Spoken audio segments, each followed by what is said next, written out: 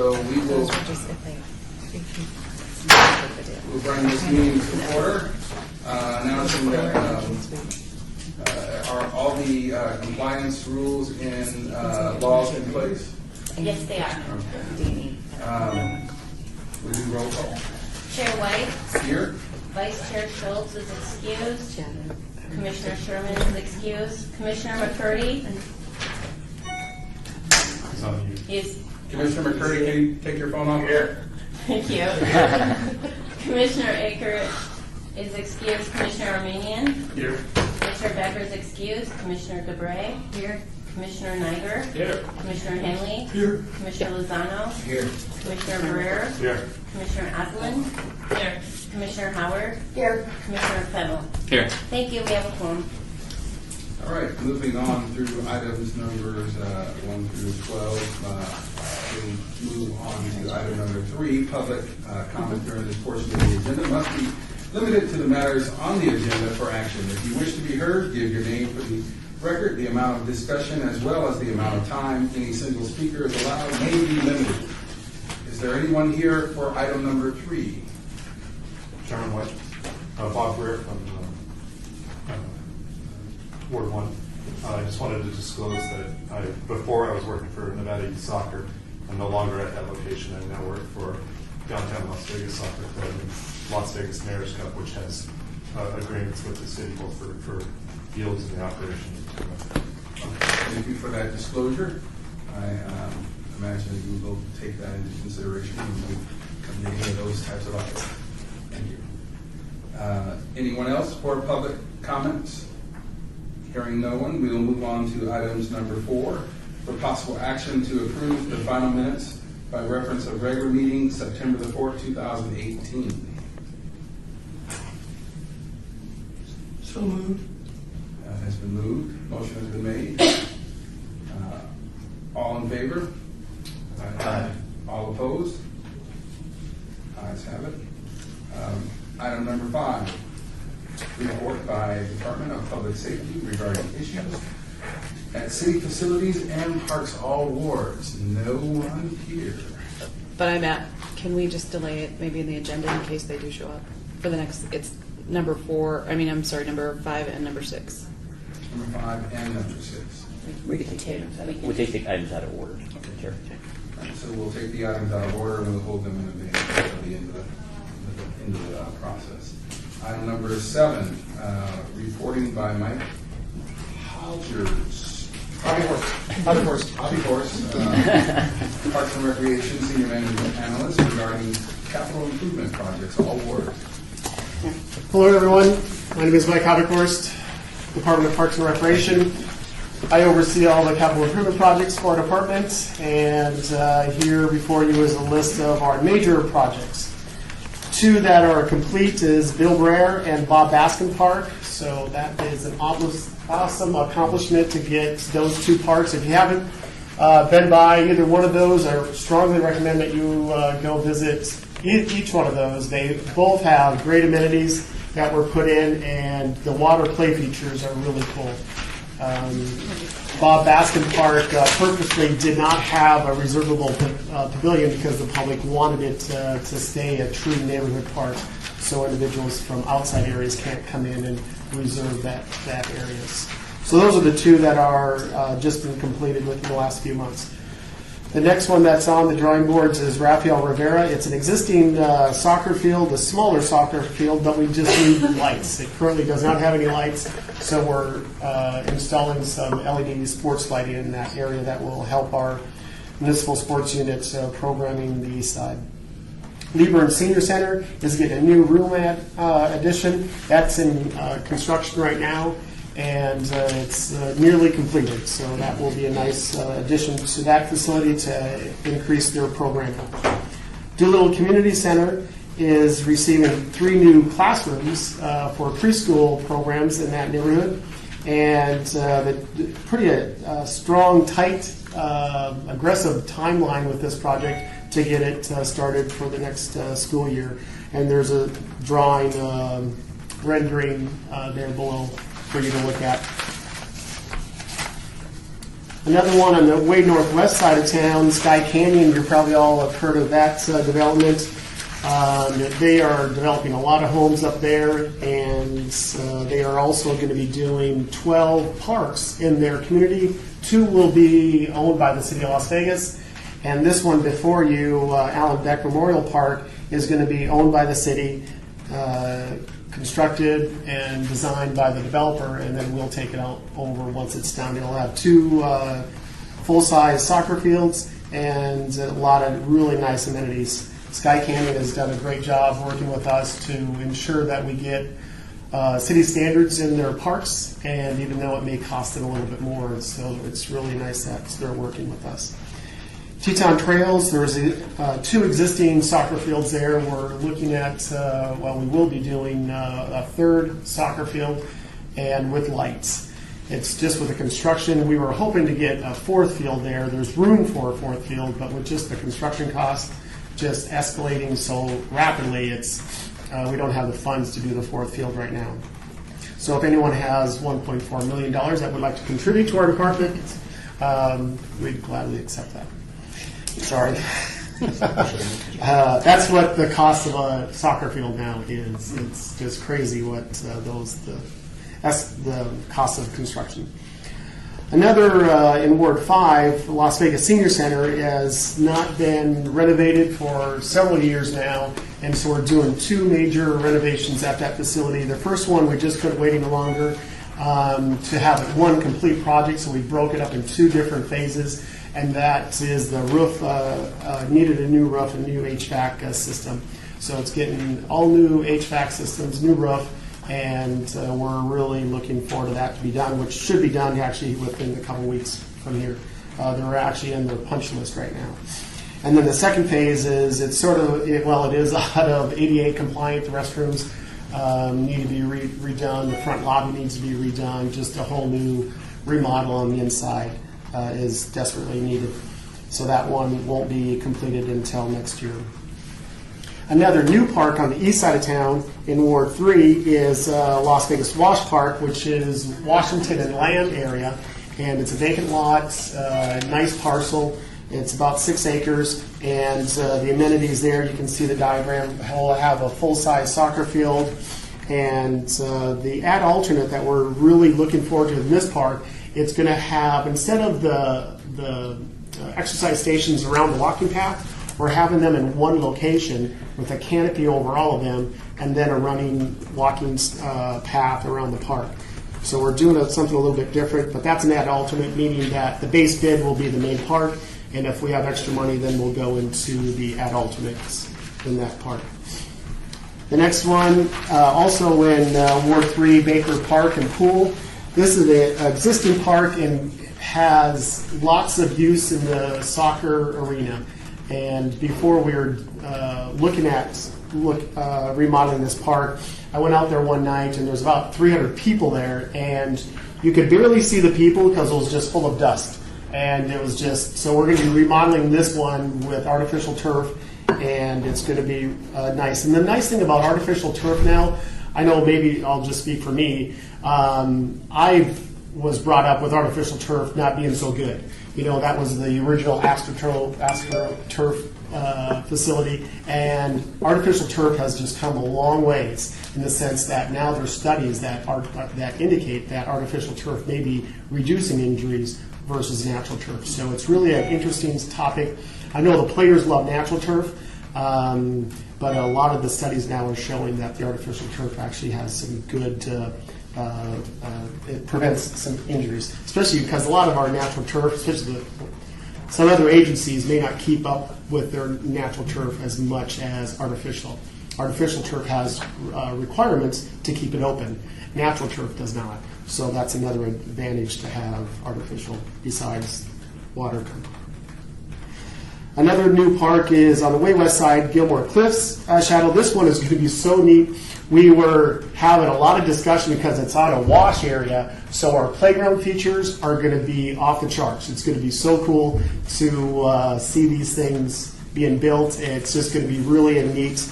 Our architect spent as much time as that in this playground area than he did in the whole park. It's just really cool. He did a lot of research on the different ideas. We had many meetings just on the playground area. And so we are really excited about, I'm excited about that. The neat thing about this, which probably more people are, is we'll be able to park our snowmobile on site in the back area of this with the background of the Red Rock area, and we'll be watching movies. So that's another neat element of this park. On the last page there, Paris Marion Park. That's on the east side, Ward 3, brand new park, smaller park. It's like 0.6 acres. It's not very big at all, but we're going to try to really design the heck out of it and put in 2 very small soccer fields, and in the other half, well, actually 2/3 of the park will be equestrian, and then the other third will be smaller soccer fields for that. So that will be a nice little small neighborhood park. Woofter Park, existing park, and we sort of consider it our regional dog park in Las Vegas here. It has some really nice large dog runs, and we're going to be keeping that emphasis on dog area. So we're going to be actually increasing the dog runs also. So that one's going to be really a neat park for individuals that have dogs. Charleston Heights Park. This one was on the drawing board for just a park remodel, and the new council member has done some studies, and crime is really up in there, working with a lot of community members and stakeholders. There's a strong consideration for a recreation center there. So that is going to be something that is going to be vetted out in the next 6 months or so on really what does that facility look like, what are the amenities inside there. The park also will be receiving some new amenities also. But that one is just too early to really articulate any timeline at all with that.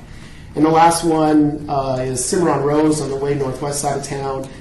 That facility is just a small neighborhood facility. It's about 5,000 square feet, and they needed an extra classroom. So we're able to design it to have 2 separate classrooms, but it can open up into one large classroom to do multiple programming in that neighborhood there. So in a nutshell, that is all of our CIP projects. And are there any questions? Steve Niger. First of all, this is freaking cool. I appreciate the preparation and the graphics. I'm a pictures guy. I love pictures. Right? And I also appreciate very much your passion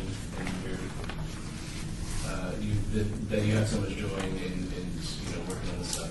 I just wanted to ask 2 things. First of all, is this available? Is this internal only, or is this available to be dispersed, or kind of sent out? A lot of times we don't, with our drawings, because they are preliminary, we don't let that information go out. So this stuff, all of the diagrams that I have here are all final. So this, it is final. The drawings are. The information, I guess I would appreciate it if it was just here, and then you have our phone number. You can call me for more specifics. I could make something more publicly orientated with more general statements, because when we indicate... Okay. So, Mike, this is a public record and will be attached to the okay. agenda as a presentation. There we go. So Kelly can email it out to the group. Okay. Yeah, if you're interested, let me know. The only reason why I say caution with that is with Bob Baskin Park, we indicated a timeline, and the public really held us to the fire with that, and it was really out of our control because once the construction project starts, technically we don't have jurisdiction. I mean, we do. It's our land, but the construction company, they have that right. So, Mr. Hoppenhorst, if the timelines are off or what have you, and the public is an issue, you can ask them to come back to this committee and filter back through this committee, this commission, and we would be happy to be that buffer for you. Sure. Thank you. And the other one, thanks. The other one was, I don't know if it's possible maybe to do intersections, or at least give us some point of reference geographically, so that we understand. Not necessarily the wards, just areas, Sure. I suppose. Sections of town, Yeah, Just an intersection, intersection? cross-check. cross streets. Yeah, I appreciate that. Yep. Commissioner Henley? I've got a number of questions. On this matrix, and it is very good, I'm really impressed with the amount of projects this city has going. Did we indicate on here the ward that each one of these parks Yes. is in, and estimated construction cost and funding source? Yep. Because there are 3 different funding sources here. One, just general fund. The other one is park bond, and then there's a lot of scholarships. I wouldn't say scholarships, but grants that are associated with that too. So, Are you aware of the current status of the Land and Water Conservation Fund? no. It's getting attacked again. Okay. I saw this a couple weeks ago. I don't know, I can't remember where I saw it, but that had been a major source of funding for parks for, Okay. since I, And what was it titled again? Land and Water Conservation Fund. It's a royalty that the federal government assesses off of offshore oil and gas, and then it goes back into a fund that's administered through the state to public agencies Oh, for good. parks. All right. Thank you. On the LED lighting, the conversion, Yes, that Raphael? yeah, is your cost per hour for the LED lights more or less than the overlighting systems? Definitely less. Less? Yeah. So under the current fee structure, are you capturing the total cost of your lighting when you rent the facilities out? The municipal sports units I know are, they actually, do you want to take that or? We have done a lighting analysis before, and in our parks, it's sometimes difficult, the way it's set up, to see if the lighting's going for the sports fields or for the parks. So but the last time we did a lighting analysis, it was to see what we should be charging for lights. I know how that is. Yeah. It's been a while. The lights up there with dog parks. Maybe you could, Yep. acting Maggie Foster. Maggie Foster, could you please say Yep. your name? Could you Yep, speak? I will. Thank you. Let's see.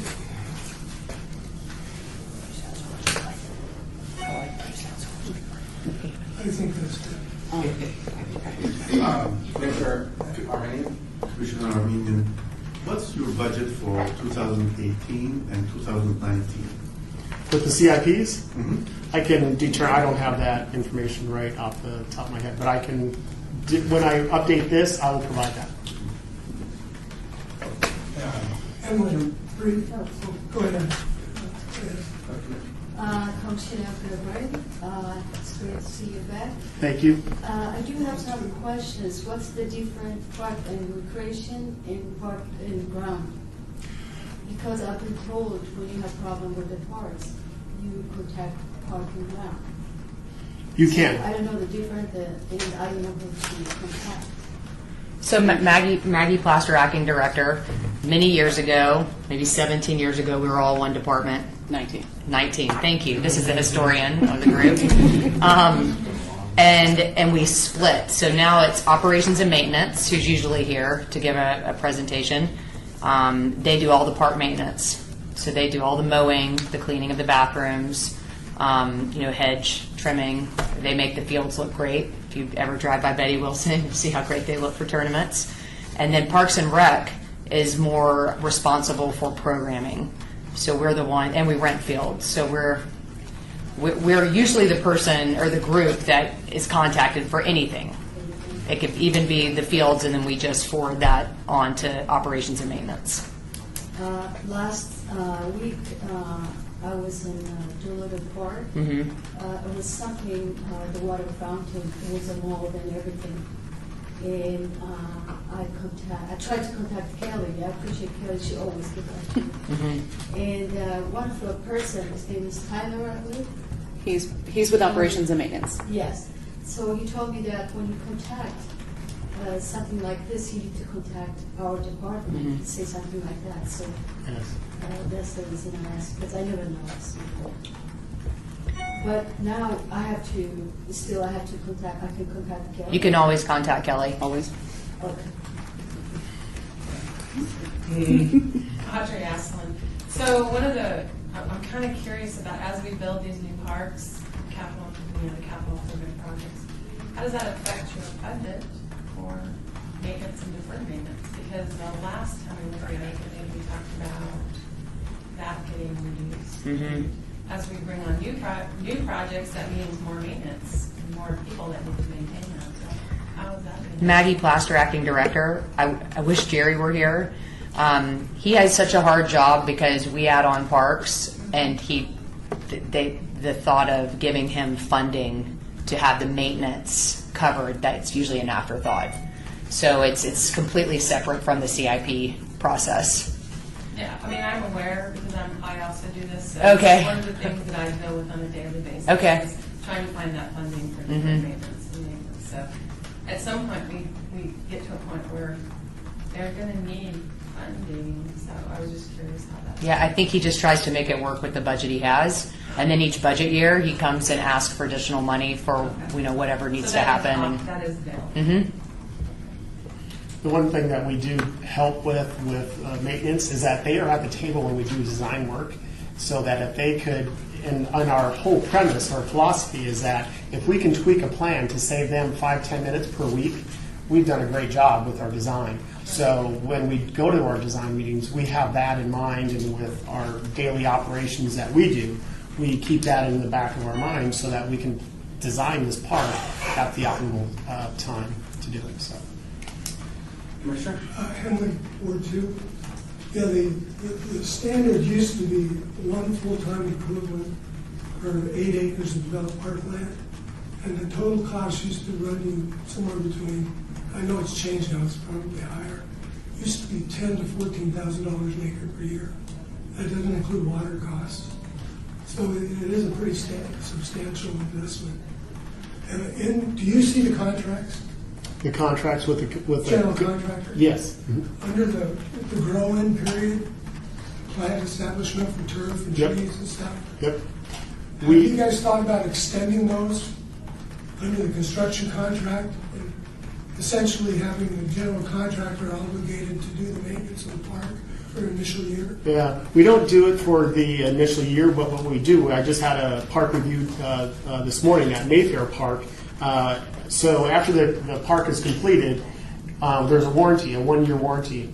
As notice of completion? Correct. So at 10 months, I schedule a meeting with everyone. We meet out there, like at that park, there's 4 dead trees, there's a couple things that the contractor needs to come back to do to touch up and be totally finished. And then we sign off on the 1-year warranty.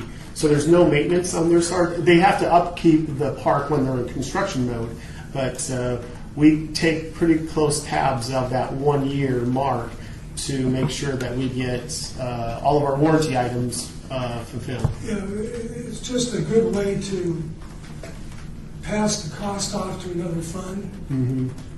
It's Yeah. difficult to do with sports fields, but for your neighborhood parks, Yeah, if you could obligate them, that would give Jerry a little breathing room. yeah. We're also looking at some nonprofits to help with some of our park maintenance aspect. I mean, that's just a whole other can of worms. But Have you used, I've got a Jerry question. When we have big projects to do clearing, we used to get into a contract with state prisons. And they have like 8-man crews, come in and and they'll slash and burn. yeah, They'll come into an area and just, yeah. So, thank you, Commissioner Henley. He was asking, had you considered it? Oh, well, to be honest, no, because our construction cost is, every time we put an extra item in the contract, it just goes up tremendously. So we try to actually look at what can we take out in that contract to keep the prices down. So all of our construction projects, normally when I was talking about add alternates, whenever we're designing, we talk about, okay, what's going to be an add alternate? Because we know the base bid is going to barely, because construction cost is just going through the roof. So we will indicate a base bid and then 3 or 4 add alternates that we're hoping to get in the park. And if they're not even touching the add alternates. We're barely getting by with the base bid. the lead time on these, a lot of people don't realize that from the day you start pre-design in your public process for like a 10-acre park, till the day you file notice of completion. Yeah. If it runs smoothly, you're looking at 2 years. Exactly. That's why I was cautious with the timeline when you're talking about public buildings. Commissioner Howard.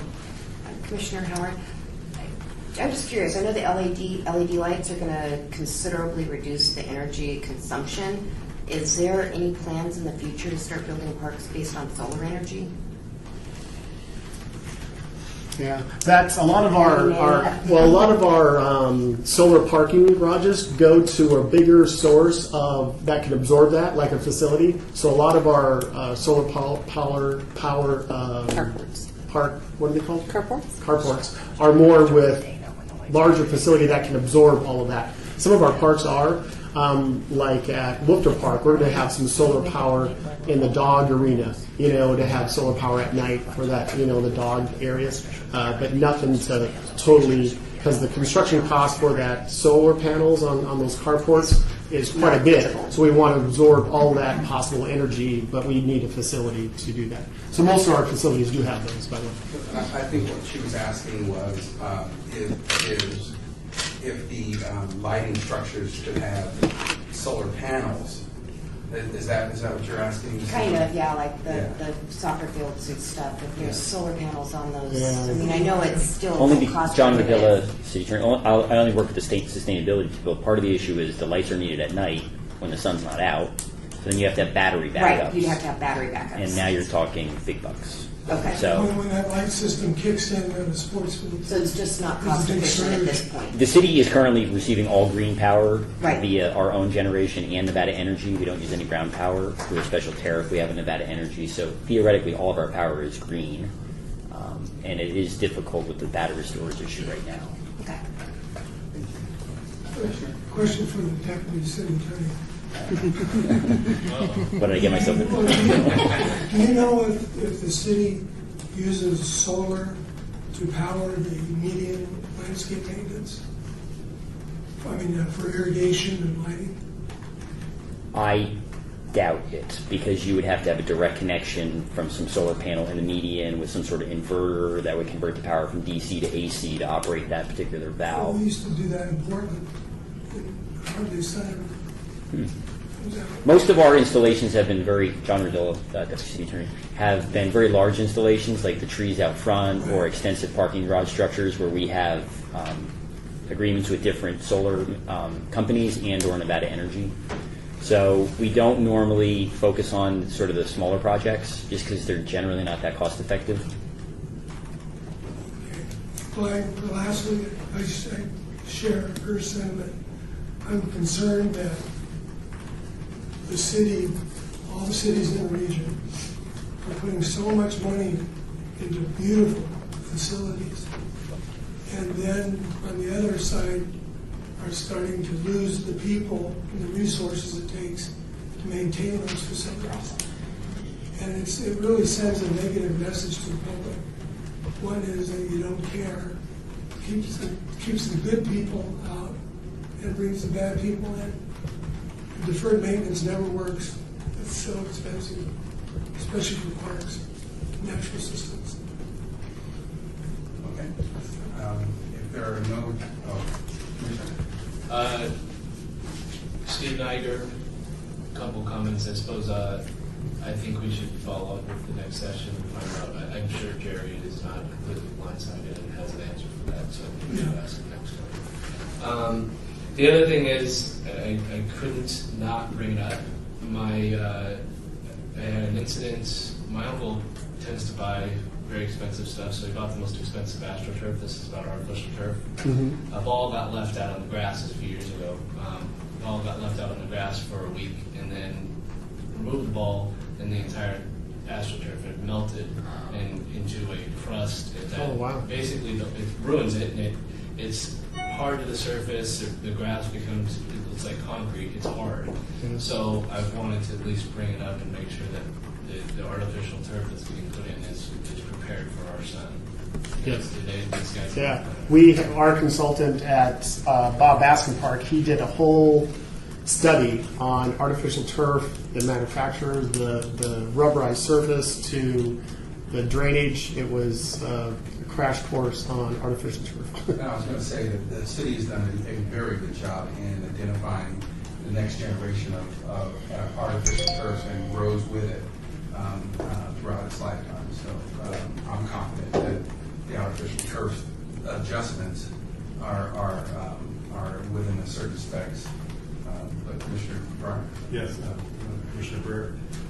So I've been out to both Bilberry Park and to Baskin since they've opened up, and really a great job. Good. You know, I was kind of like one of the first ones at Baskin Park, and it's like the grills had not even been used yet. So Right? Yeah, Exactly. It's like, nobody can use this park. It's fantastic. So it's yeah, and then everything looks really great, and there's been a lot of discussion about the maintenance and stuff, and I can tell you, firsthand that there's no other jurisdiction in Clark County that maintains their facilities like Las Vegas. And it's, we've got Director Plaster, I mentioned Betty Wilson, and that's for those of you who don't know, in the soccer community, in the soccer nation, Betty Wilson is at least known during the country. Yes. I mean, around the country, even in the world. Yeah, please it's hold. one of the top facilities in the world. So that's a testament to our maintenance guys. Good. Thank you. So I think we have a question from the phone. This is Chairman White. Go ahead, Commissioner. This is Commissioner McCurry, the chair. I'd just like to say I really enjoyed the presentation about the construction and the work that's going to be going on in city parks, and especially at Doolittle, because there's a lot of work needs to be done over there. Commissioner Elizabeth and I, Gabrielle, we were at the Senior Citizen Health Fair over there, and she showed me some pictures where we had some issues with the park hydrant, water hydrant. So I'm glad that she got that taken care of, and I want to tell you she's doing a great job on the park, Commissioner. All right, thank you. So if there are no further questions for Michael Hoppyhorse, we'll go ahead and release him. And we move on to item number 8. Item number 8, report by Parks and Recreation Advisory Commission, Steve Niger, regarding the Parks and Recreation license plates, all wards. Thank you. Steve Niger. I don't know how many of you were here when we first decided to go after a license plate funding project 37 years ago. But I was here. Maybe a year or two, but the idea came up, and I took it upon myself to try to figure it out. We've made quite a bit of headway, so I wanted to make sure that we did somewhat of a progress report. A few things have happened. This turned into sort of a statewide project for us, obviously, because it's a statewide license plate. That is important for two reasons. One, you have to sell a certain amount of license plates, and there are so many different designs out there. A lot of them have a hard time. And the other was who's going to manage the plate effort and who's going to manage the fund afterwards. So there are quite a few questions related to those kinds of topics or subjects. And what it came down to was essentially the city of Reno did a Parks and Rec plate right around the same time that we started talking about it. They were farther along the process. They did a Parks and Rec plate in Reno. The graphic was their sign, the biggest little city in the world. So it kind of looked like our Las Vegas plate, but the Reno version. But it was a Parks and Rec plate. That did not go very well. It was for sale in Reno. And they did not, I don't believe they met the requirements, and that it did not go very well. So I had some conversations with the director about that, and I believe if it's going to be possible to make the process a little more seamless and easier with the legislature, we're going to transition the Reno plate into a state plate for the Parks and Rec. Where we're at right now, the NRPS, is that the state one? Yes. The NRPS, Nevada Recreation and Park Society, which is a nonprofit that works and is comprised of a lot of, I think, parks and rec professionals across the state. They'll be managing the fund. They will be managing the plate. They are in control of the process now. I'm only going to help as needed. I did, and I waited to pull this out because I knew everybody would be looking at it. I did find somebody, a good friend of mine, to do the designs. I came up with a bunch of designs. We went through a bunch of back and forths and presented them to NRPS leadership. And we came up with a final design that will be submitted. I will pass. There's 2 copies here. I'll pass them around. This will. Good job. Where we're at right now, they're working on the application process. Now that we have the graphic, once they need us or me or Chairman White, I will connect them with the legislator who will help them with the application process to get it through, because the legislative session is next spring or winter. And then hopefully, I don't know what the timeline is after that, but hopefully after that it'll be on a set path towards your cars. So, assuming that happens, I don't know which color it's going to be, so please pass it around. I'm sure I brought more copies, but I'm using my own ink. But we're excited about it. Obviously, one thing that was very important to me was that it has to be a graphic that sells. Otherwise, we're going to end up in the same boat, because the whole point of this was to raise money for Parks and Rec, not just to have an advertisement. And you can't raise money unless you can sell plates. I think that the goal was accomplished, and I think that I will be very proud to replace my Nevada plates, my Battle Border plates, with these on my car and motorcycle.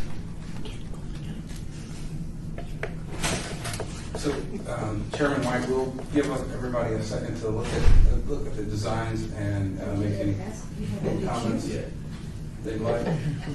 You want to come in for yourself? I don't think this is public yet. I don't think it's public. So, Commissioner Niger, great job, and everybody who has, almost great effort thus far, and everybody who has assisted you in this effort, minimally or maximally, in this project. So, really, halfway kudos to you. Thanks. I'm excited about it. Commissioner Howard, I'm just curious, how many plates do they have to sell? I know like a long time ago it was like 500, but I was going to say, that was like 15 I thought it years was ago. 500 a year minimum. No, I think it's higher now. I'll have to double check. It could be 1,500, could be 2,500. Okay. I'll have to double check. I think statewide though, I don't think it's going to be difficult. No. This was just local. I think it would be difficult, but between the design and the slogan and the fact that it's for the entire state, I think it will be all right. Any questions for Commissioner Knight? Hearing no questions and recognizing that the Public Servants Safety Department has come in, we'll move back to items number 5 and 6, all boards report on Department of Public Safety regarding issues at city facilities and parks. This would be you. Yes. All right. Sorry for early. We literally just got the phone call to come up here, so I have any information. Any questions? Oh, sorry. State your name. Sure. First name's Robert. Last name's Kite. K-I-G-H-T. Deputy City Marshal for the last 5 years. You don't have to read through the whole report. You could just hit the highlights. Is there anything good? Keep going.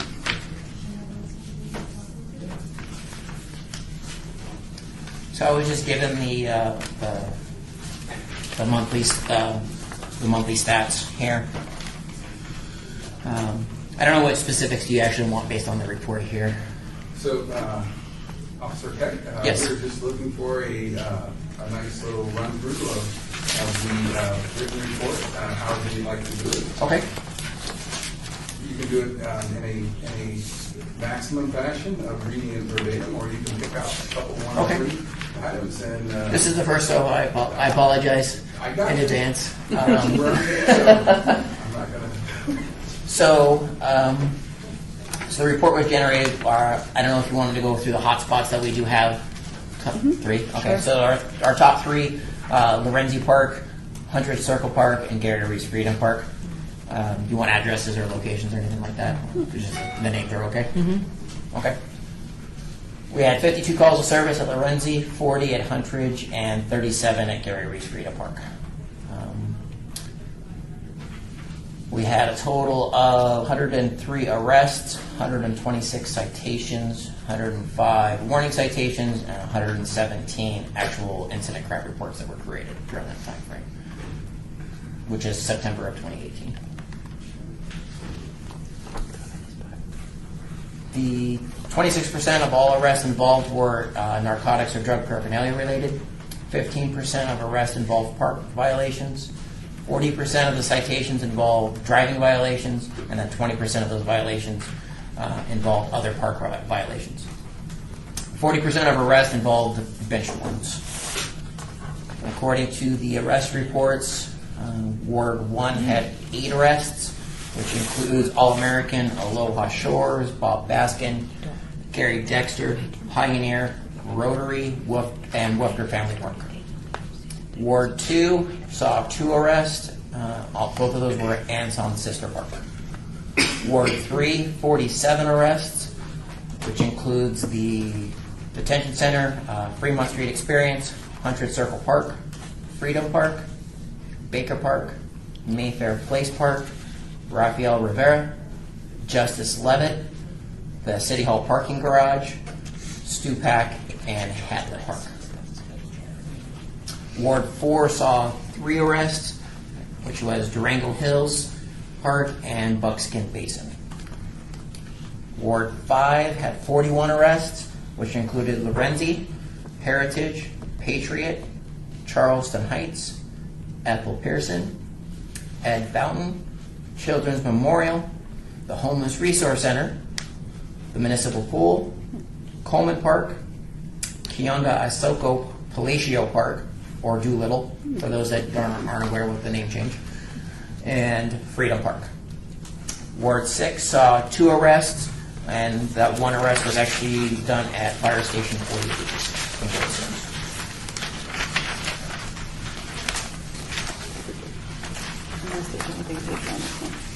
Let's see.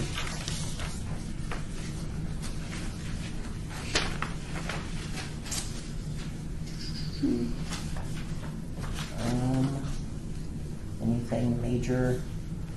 The only thing that has been a uptick lately is we are on the more team through the city. We are on the homeless corridor, Las Vegas Boulevard and Four Master. We have a 24-hour homeless resource center that is down there. So we're part of a cleanup team that's down there to not necessarily for enforcement, but just to clean up the streets and try to keep it safe for not only the city employees, but the patrons that are actually visiting this 24-hour center that is down there. Thank you, officer. We appreciate you coming in and giving this report. Are there any questions for Officer Grant? I'm sorry, this is the first time I've ever noticed there's a percentage of the arrests involving existing bench warrants. Okay. So is that just a stop, like they're creating a disturbance? So it could be for any particular reason. So normally, as far as the bench warrants is concerned, so we've contacted them for some lawful reason. So it could be for either park closure, a traffic stop, whatever the case may be that we're contacting them. But it's not just an ID check or anything like that? Okay. No. I was kind of curious about that because I've never seen that. So typically what happens is on those particular calls is that they're in the park after hours, or that there has been a disturbance or something like that where we contact them, and then it's dealing with they're having the bench warrants. Some of that is probably also due. We do have a process for self turn-in. So if somebody actually has a warrant, they want to turn themselves in on their own volition to take care of the warrants. We do have a process that is probably included within some of those numbers for that as well. Thank you. Ward 3, Commissioner Lozano. Could you explain a little bit about the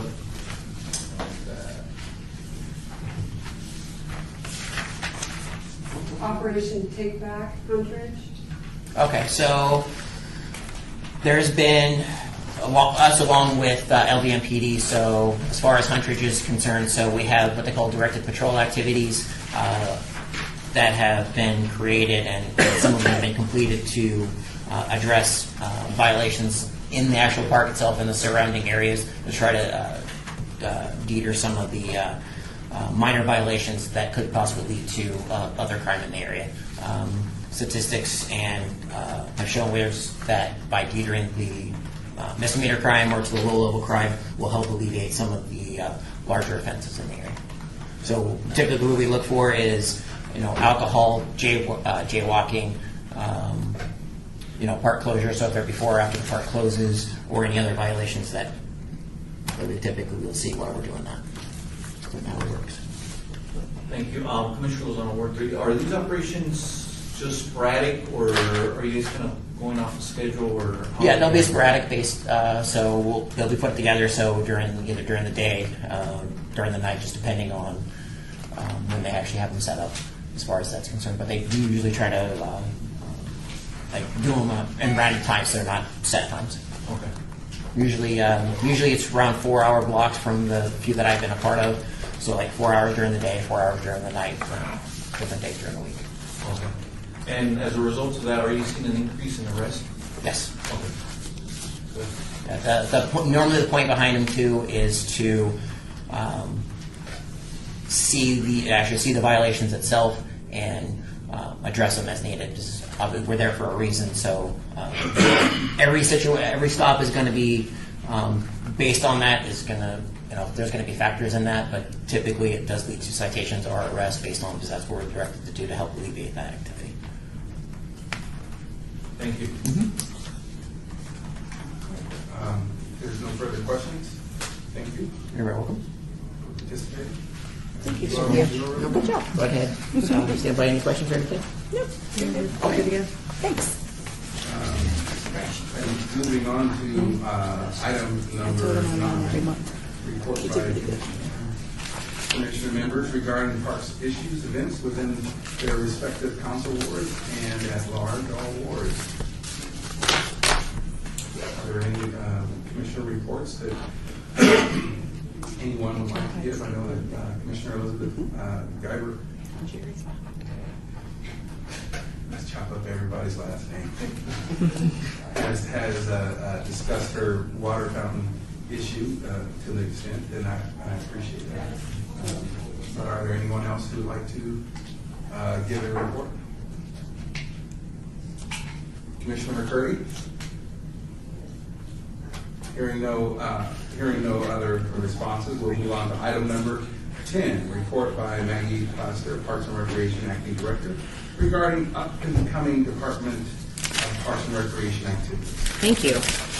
Maggie Plaster, Parks and Rec. I want to let you know about a ceremonial we're going to have at council tomorrow for Camp Kindness. We did this initiative all summer long with our campers, with about 1,000 campers, to really home in on kindness and all the aspects of kindness. And one of the things they did were they noticed kindness in others or in their counselors, and they would write something on a piece of construction paper, and they made this big link, like what you would see on Christmas trees back in the old days. So those are going to be brought to council tomorrow, and we're going to basically celebrate the fact that we really hammered in kindness to these kids all summer long, and hopefully it made an impact on them. That'll happen between 9 and 10 tomorrow in council chambers. We were talking about Huntridge. I wanted to let you know that the park will temporarily be closed starting this Thursday, October 4th, until Friday, November 30th. We're closing it for maintenance issues that we need to address. We want to remove turf around the trees, and we want to eliminate potential trip hazards. And because we're going to be putting down herbicides for the turf removal, we feel like it'd be best to just close the park entirely to visitors and pets. And the park will reopen the first day of December. We talked about Baskin Park a little bit. I think I may have said this last time, but there is a rededication of that park on October 12th, which is a week from Friday at 6:30, and there'll be a movie in the park that night as well. So if you want to see all the improvements to Baskin, that'd be a good time to go. There's going to be a forum. Councilman Creer is putting on a forum in Ward 5 next Wednesday, October 10th, at the West Las Vegas Library Theater.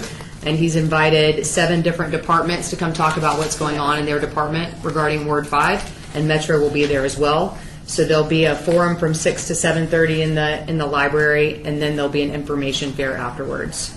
So if you'd like to come to that, we'd love to have you. And then finally, I got to do something really fun last week that is one of the best things, about being in Parks and Recreation is that you get to go to the annual conference, the National Recreation and Park Association Conference. So we've committed to sending 5 people each year. So I went with one of my managers and 3 of our brand new rec leaders who are super passionate and excited about their jobs. So it was fun to hang out with them for 3 days in Indianapolis. I had no idea that Indianapolis was as cool a city as it is.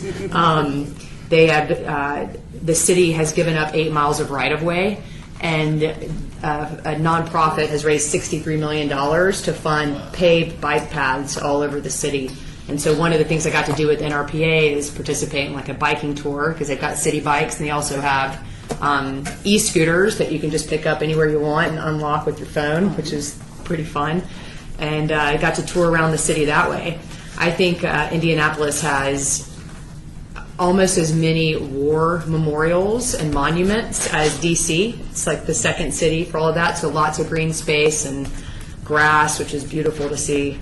I got to see 2 great keynote speakers. One's name is Peter Kageyama. And actually, the 3rd time I've heard this guy speak, and he talks about the love of cities and what draws people to cities, what you can do as a city to really make people love being part of that city, and how to create emotionally engaging places and inspire citizens.